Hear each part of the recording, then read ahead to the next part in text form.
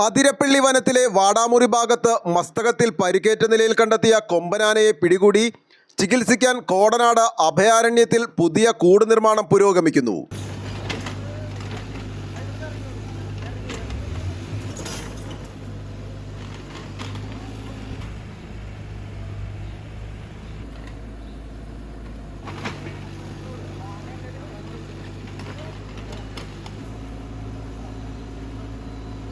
രണ്ടു വർഷം പഴക്കമുള്ള കൂട് പൊളിച്ച് നീക്കിയാണ് പുതിയത് പണിയുന്നത്. പഴയ കൂട് വനം വകുപ്പ് chief veterinary surgeon doctor Arun സക്കറിയുടെയും വാഴ്ചാൽ DFO ലക്ഷ്മി അരുണിൻ്റെയും നേതൃത്വത്തിൽ കഴിഞ്ഞ ഫെബ്രുവരി 14 പരിശോധിച്ചിരുന്നു. ബലക്ഷയം കണ്ടതിനെ തുടർന്നാണ് പുതിയ കൂട് നിർമ്മിക്കാൻ തീരുമാനിച്ചത്.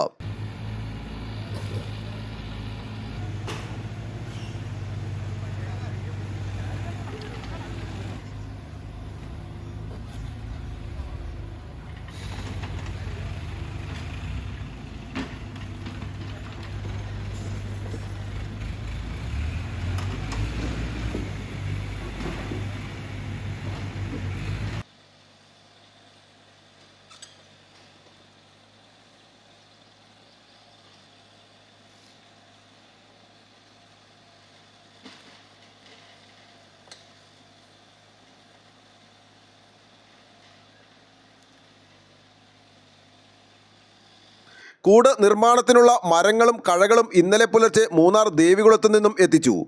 അരിക്കൊമ്പനെ പിടികൂടി മെരുക്കിയെടുക്കാൻ നിർമ്മിച്ച മാതൃകയിൽ തന്നെയാണ് പുതിയ കൂട് നിർമ്മിക്കുന്നത്.